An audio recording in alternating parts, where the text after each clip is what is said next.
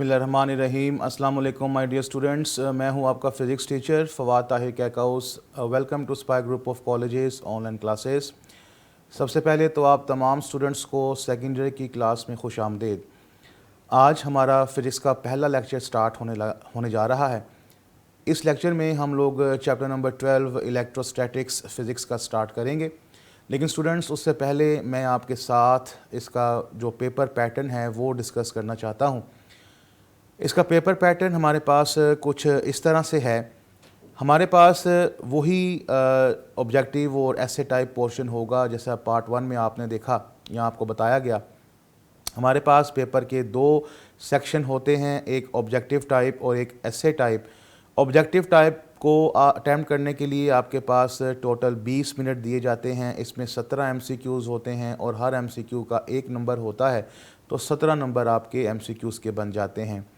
ऐसे टाइप को अटैम्प्ट करने के लिए आपके पास 2 घंटे 40 मिनट होते हैं और ये 68 मार्क्स का पोर्शन होता है। ऐसे टाइप के अंदर बेटा दो सेक्शंस बनाए जाते हैं, सेक्शन 1 और सेक्शन 2।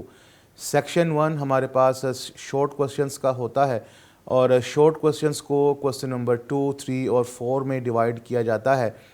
क्वेश्चन नंबर 2 में आपके पास टोटल 12 सवाल आते हैं, 8 करने होते हैं। क्वेश्चन नंबर 3 में भी आपके पास 12 सवाल आते हैं, 8 करने होते हैं।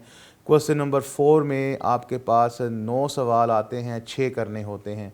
हर एक सवाल 2 नंबर का होता है। टोटल सवाल आपके पास 33 हैं, जिनमें से आपने 22 अटैम्प्ट करने होते हैं, 44 मार्क्स बन जाते हैं। फिर सेक्शन 2 आपके पास लॉन्ग क्वेश्चंस का सेक्शन होता है। इसमें आपके पास 5 लॉन्ग क्वेश्चंस आते हैं, क्वेश्चन नंबर 5, 6, 7, 8 एंड 9।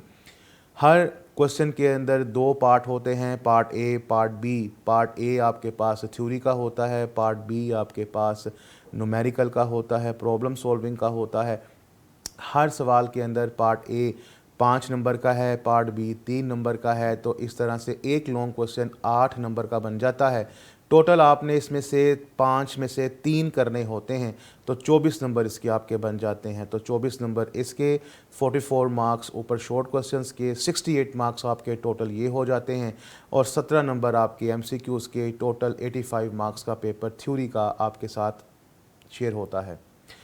स्टूडेंट्स, मैं आपको एक बात क्लियर करता चलूँ कि एक ये कि ये जो पेयरिंग आपके साथ शेयर की जा रही है ये लास्ट ईयर 2020 की थी, लेकिन 2021 में यही पेयरिंग फॉलो की जाएगी या नई पेयरिंग आएगी, ये आपको बता दिया जाएगा जब नई पेयरिंग आ जाएगी। हर साल मैं स्टूडेंट्स को यही कहता हूँ कि आप फरवरी तक वेट कीजिए। फरवरी में आपको पास फ़ाइनल पेयरिंग स्कीम शेयर की जाएगी। और सेकंड ये कि हमारे पास जो लॉन्ग क्वेश्चन में पेयरिंग बनाई जाती है, मैं आपको सेकंड ईयर की सरसरी सी लास्ट ईयर की पेयरिंग बता देता हूँ। टोटल 10 चैप्टर हैं, जिसके अंदर चैप्टर नंबर 12 के साथ चैप्टर नंबर 13 है, 14 के साथ 15 है, 16 के साथ 18 है, 17 के साथ 21 है और 20 के साथ 19 है।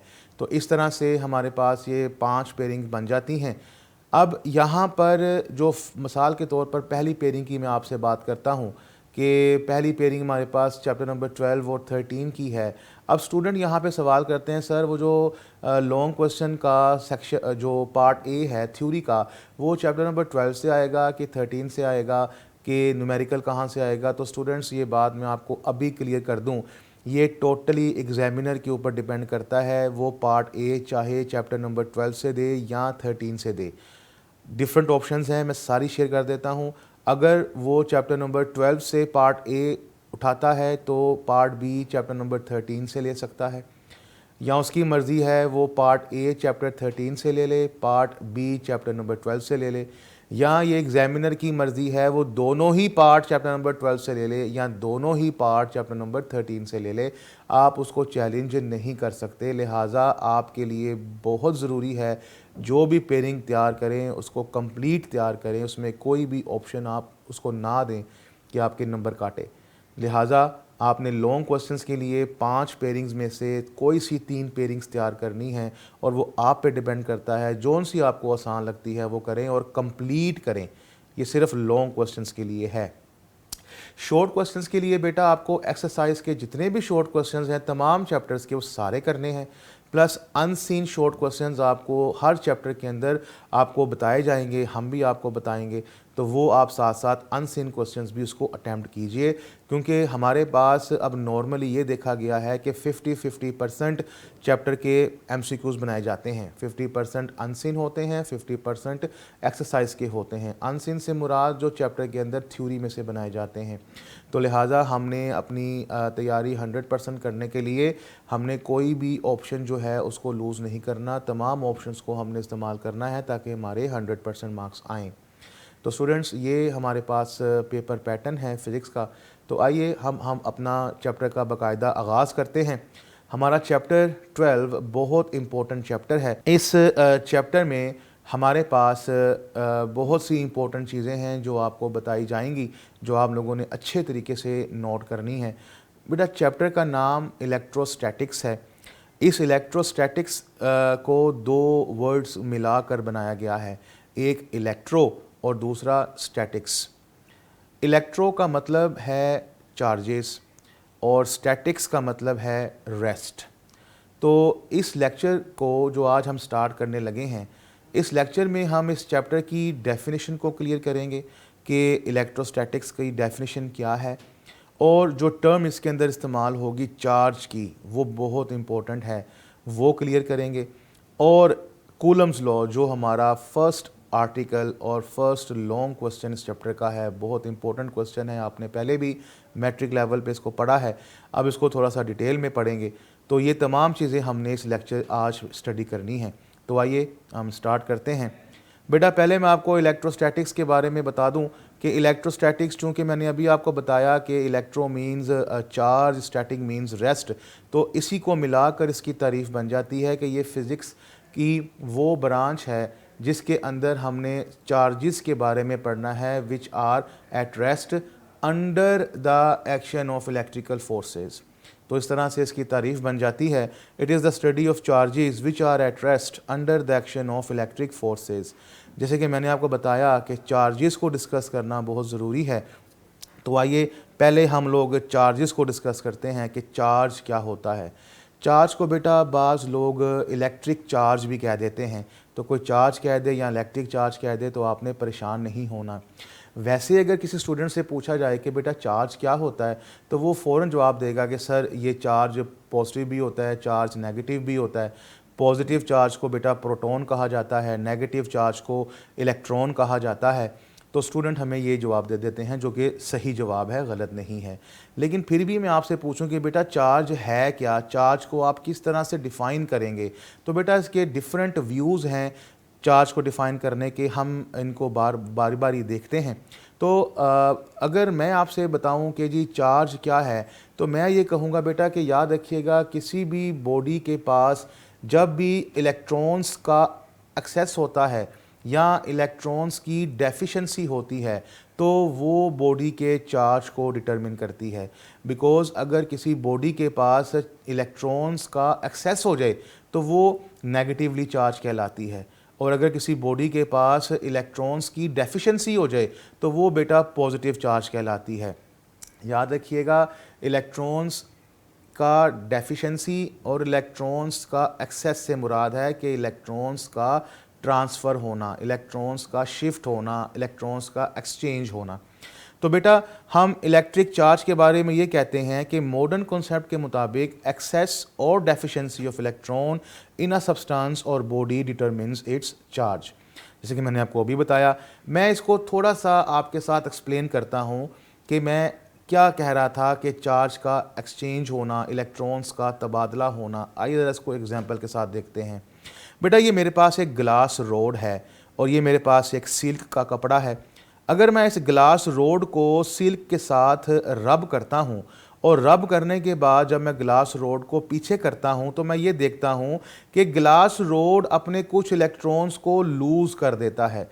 इलेक्ट्रॉन्स को लूज़ करना मीन्स कि इलेक्ट्रॉन्स अपने ग्लास रोड से शिफ्ट हो गए हैं, चले गए हैं, तो इलेक्ट्रॉन्स की डेफिशिएंसी हो गई है। तो जब भी इलेक्ट्रॉन्स की डेफिशिएंसी होगी उस बॉडी के ऊपर पॉजिटिव चार्ज आ जाएगा।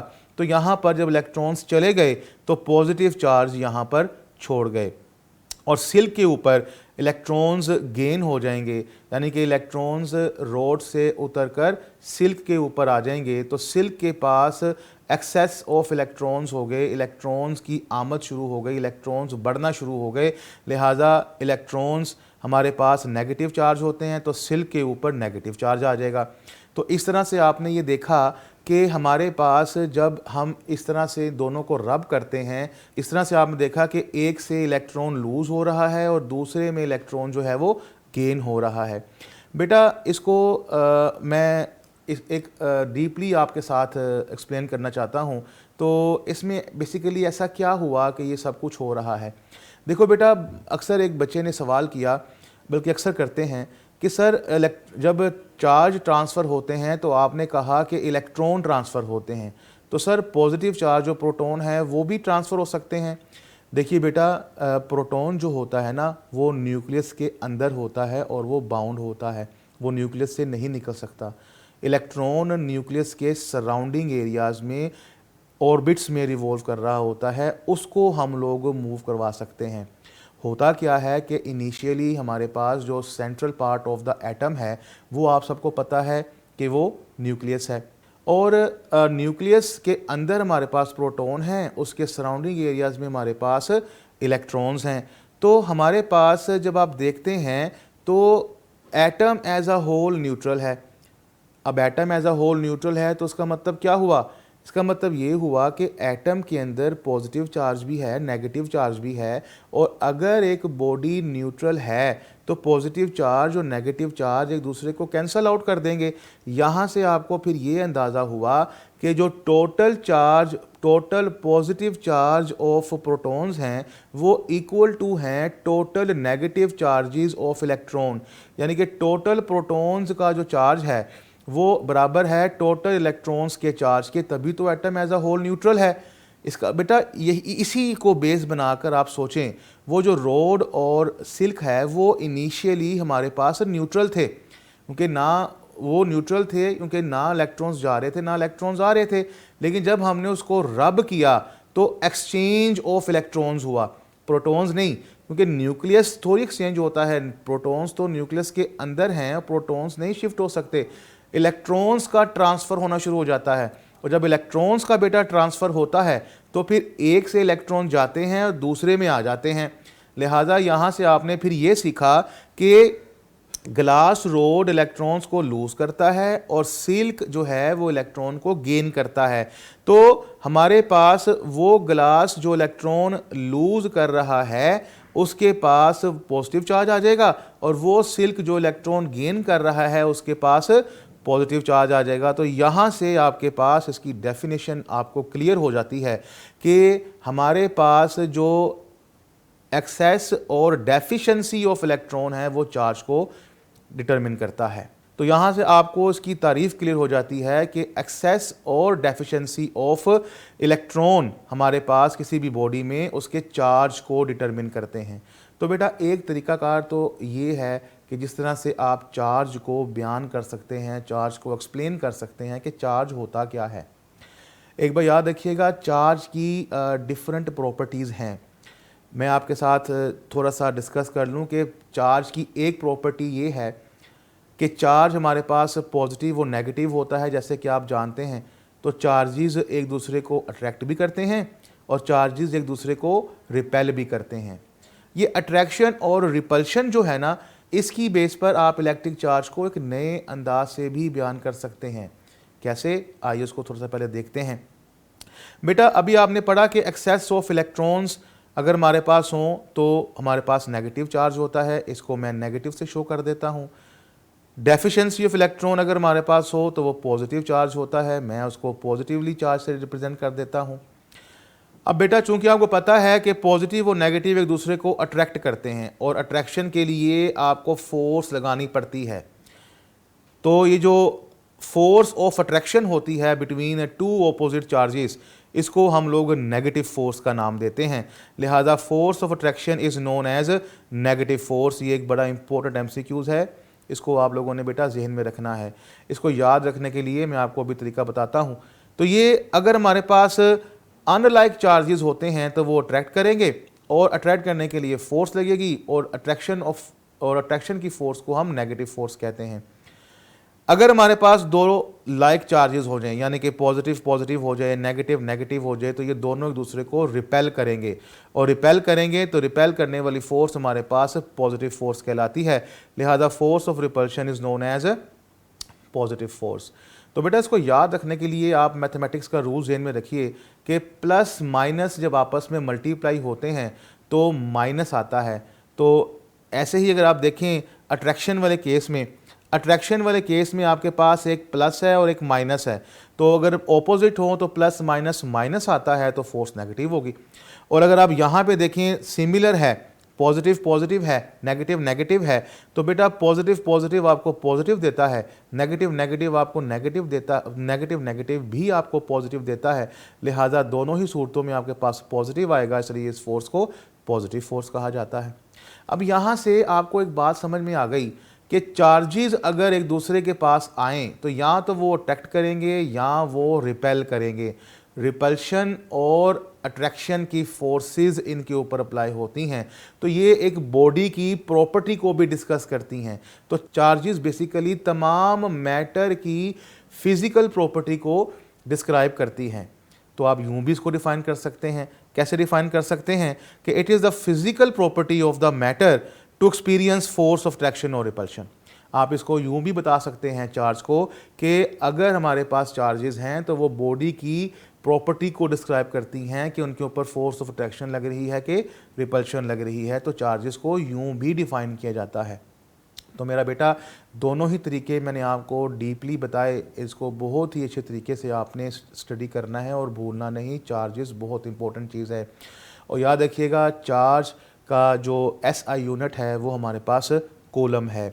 कूलम को कैपिटल सी से रिप्रेजेंट किया जाता है। सो मैंने आखिर में आपको बता दिया कि इसका एसआई यूनिट कूलम है। तो मेरा बेटा यहाँ तक आपने अभी सिर्फ चार्जेस के बारे में पढ़ा, इलेक्ट्रोस्टैटिक्स की डेफिनेशन को क्लियर किया, और इलेक्ट्रिकल चार्ज को हम किस तरह से डिस्क्राइब करते हैं उसके बारे में आपने सुना। मैंने अभी आपसे कहा कि हम चार्जेस की कुछ प्रॉपर्टीज़ को भी आपके साथ शेयर करेंगे, जिनमें से मैंने आपको एक प्रॉपर्टी तो बता दी कि चार्जेस अट्रैक्ट भी होते हैं, रिपेल भी होते हैं। दूसरी प्रॉपर्टी आपने ये पढ़ी कि चार्जेस हमारे पास दो तरह के हैं, पॉजिटिव और नेगेटिव। पॉजिटिव चार्ज को हम लोग प्रोटॉन कहते हैं, नेगेटिव चार्ज को हम लोग इलेक्ट्रॉन कहते हैं। और तीसरी प्रॉपर्टी है कि charge is conserved. Charge body का हमेशा कंजर्व रहता है, यानी कि याद रखिएगा चार्ज क्रिएट नहीं होता, चार्ज हमेशा एक्सचेंज होता है।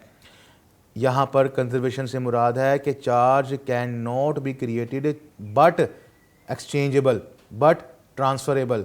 ओके। और बेटा नेक्स्ट प्रॉपर्टी आप ये भी कहेंगे कि चार्ज हमारे पास क्वांटाइज होता है, यानी कि चार्ज हमारे पास पैकेट्स की फॉर्म में होता है, इसको डिवाइड नहीं किया जा सकता। ठीक है मेरा बेटा।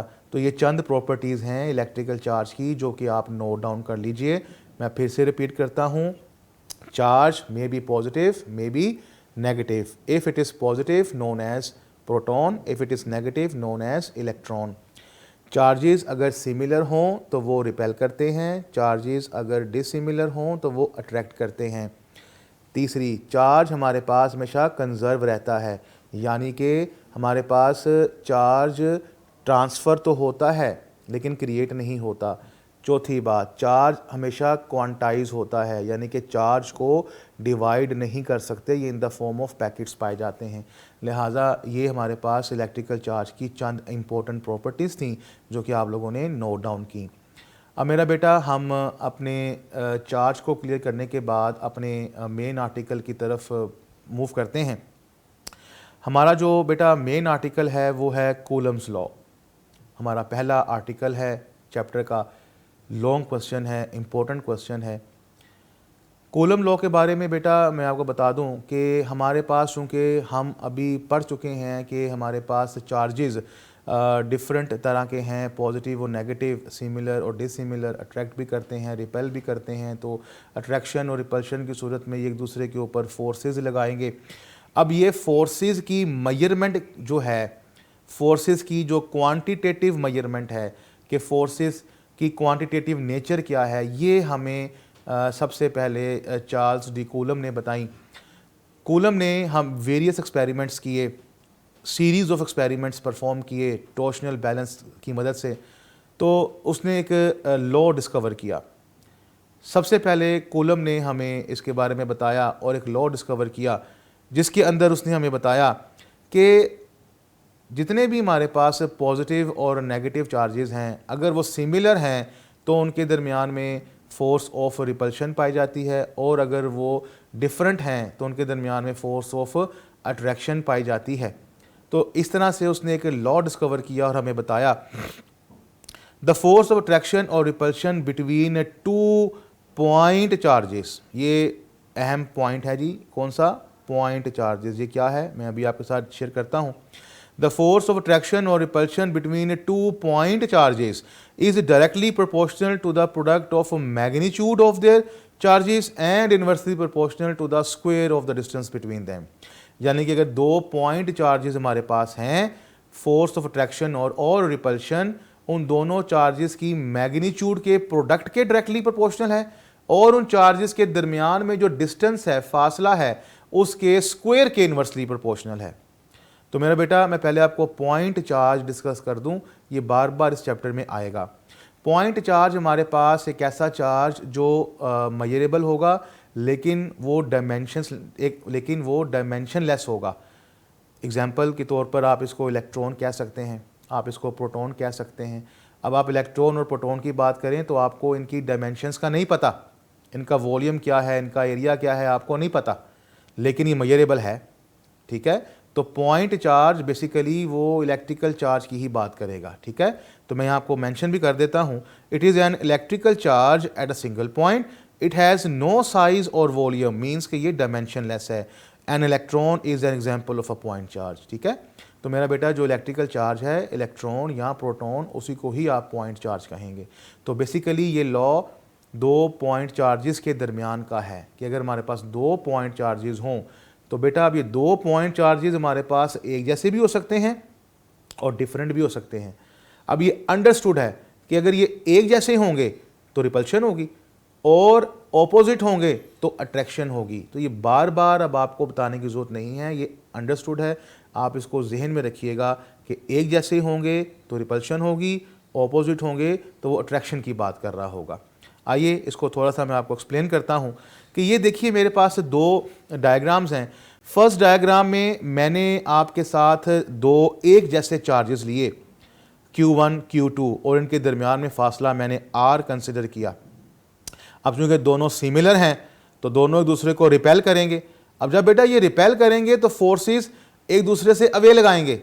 अब आप खुद सोचिए, आपने अगर किसी को रिपेल करना है, किसी भी चीज़ को रिपेल करना है, धकेलना है, पीछे धकेलना है, तो आप उसको फोर्स लगाकर अपने से अवे करेंगे, अपने से दूर करेंगे, तो फोर्स की डायरेक्शन अवे होगी। तो ये डायरेक्शन आपको दिखाई गई। और सेकंड डायग्राम में मैंने आपके साथ दो ऑपोजिट चार्जेस लिए, एक Q1 और एक Q2। अब ये दोनों ऑपोजिट हैं तो डेफिनेटली दूसरे को अट्रैक्ट करेंगे। अब बेटा आप जब किसी चीज़ को अट्रैक्ट करते हैं तो फोर्स अपनी जानिब लगाते हैं, तो इसलिए फोर्स की डायरेक्शन एक दूसरे की तरफ होगी, एक दूसरे से अवे नहीं होगी। ठीक है मेरा बेटा, तो फर्स्ट डायग्राम आपको repulsive force between like charges को शो कर रही है। सेकंड डायग्राम आपको attractive force between unlike charges के दरमियान में रिप्रेजेंट कर रही है। तो मैंने यहाँ पर दो चार्जेस कंसिडर किए, Q1 और Q2 लाइक हों या अनलाइक हों, इनके दरमियान में डिस्टेंस R है। कूलम फोर्स ऑफ रिपल्शन और अट्रैक्शन। अब देखिए मैं बार बार कह रहा हूँ, मैं फोर्स ऑफ रिपल्शन और अट्रैक्शन सिर्फ एक बोलूँगा क्योंकि अंडरस्टूड होगा अट्रैक्शन कब होगी, रिपल्शन कब होगी। The Coulomb's force of attraction और रिपल्शन बिटवीन दैम इज, उसके लॉ के मुताबिक फोर्स दोनों चार्जेस Q1 Q2 के मैग्नीट्यूड के प्रोडक्ट के डायरेक्टली प्रोपोर्शनल है और उसके दरमियान जो डिस्टेंस है उनके स्क्वायर के इनवर्सली प्रोपोर्शनल है। अब बेटा जब आप दोनों को कंबाइन करेंगे तो हमारे पास F proportional to Q1 Q2 over R square आ जाएगा और F is equals to K Q1 Q2 over R square. जब भी आप इक्वालिटी में आएंगे प्रोपोर्शनैलिटी से तो कोई कांस्टेंट आता है, यहाँ पर K लिया गया है, K यहाँ पर बेटा कूलम्स कांस्टेंट है। ये जो इक्वेशन हमारे पास डेवलप होती है, ये वाली इक्वेशन, ये इक्वेशन बेटा हमारे पास कूलम्स लॉ के अंदर जो कूलम्स फोर्स है उसकी मैग्नीट्यूड को रिप्रेजेंट करती है कि यहाँ पे कांस्टेंट ऑफ प्रोपोर्शनैलिटी है, कूलम्स कांस्टेंट, और इसकी वैल्यू 9 10⁻⁹ न्यूटन मीटर स्क्वायर पर कूलम स्क्वायर है सिस्टम इंटरनेशनल में। तो बेटा ये के की वैल्यू आप लोगों ने बड़े ही ध्यान से याद रखनी है, क्योंकि ये एमसीक्यू में बारहा पूछी गई है। यहाँ तक आपने अभी कूलम्स लॉ के स्टेटमेंट को पढ़ा और उसके मुताबिक एक इक्वेशन को डेवलप किया। तो स्टूडेंट्स यहाँ तक आज का लेक्चर हम अपना रखते हैं। नेक्स्ट लेक्चर तक के लिए मैं चाहता हूँ कि आप इस लेक्चर को अच्छे तरीके से पढ़ें, समझें और अपनी क्यूरीज़ को इकट्ठा करें, ताकि डिस्कशन में हम उसको आपके साथ शेयर कर सकें। होपफुली आपको ये लेक्चर समझ आ गया होगा। इसको 1 से 2 बार लाजमी पढ़िए, लाजमी देखिए। नेक्स्ट लेक्चर में हम यहीं से अपना स्टार्ट करेंगे। तब तक के लिए अपने टीचर को इजाज़त दीजिए। अल्लाह हाफिज़।